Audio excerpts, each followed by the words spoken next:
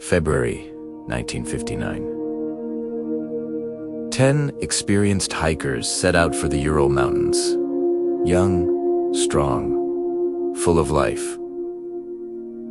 9 would be found dead. 1 turned back, spared by an ailment he couldn't have known would save him. They were trekking through a place the local Mansi people called Kolatsiak, the Mountain of the Dead. A name that would soon become prophecy. Pause for weeks. There was only silence. Radio silence was expected, but not for this long. A search party was dispatched, flying over the vast, white emptiness. Then they saw it. A single tent, nearly buried in snow on the slopes of the mountain. It was abandoned, not just empty, but violently so.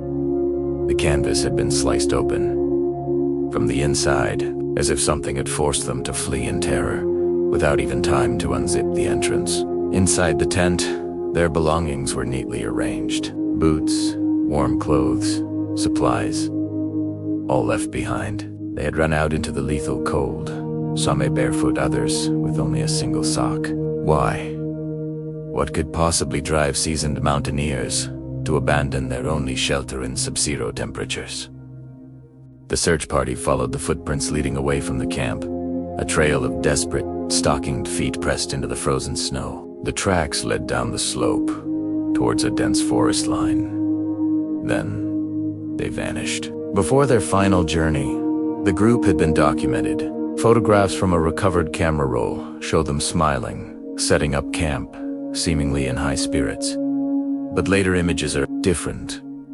Blurry, strange lights in the sky, hasty, panicked shots. One of the last photos is an almost abstract image of a dark, humanoid figure, taken from within the tent just before they fled. It's a chilling, final frame. Locals who saw the group near the end of their trek reported they seemed tense, distant. Not the cheerful students who had started the expedition. Something had changed them out there, in the vast, indifferent wilderness. Past fast bodies were found near a makeshift fire under a large cedar tree, almost a mile from the camp.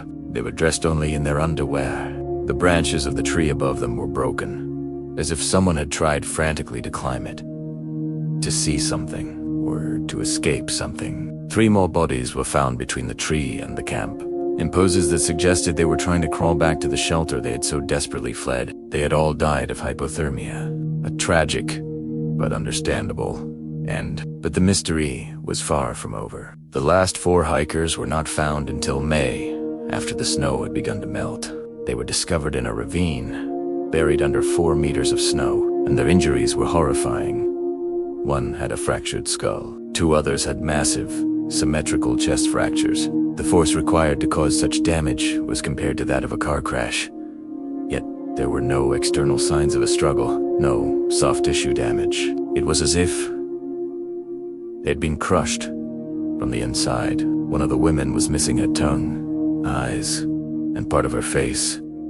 And strangest of all, some of their clothing was found to be radioactive. The Soviet government's official investigation was swift and secretive. The final report concluded that the hikers had died from a compelling natural force.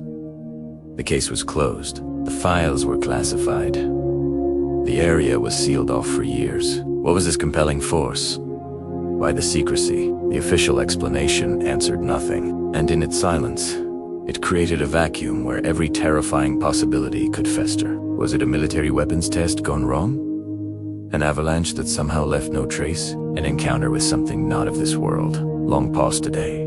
The files are open, but the truth remains buried under decades of speculation and snow.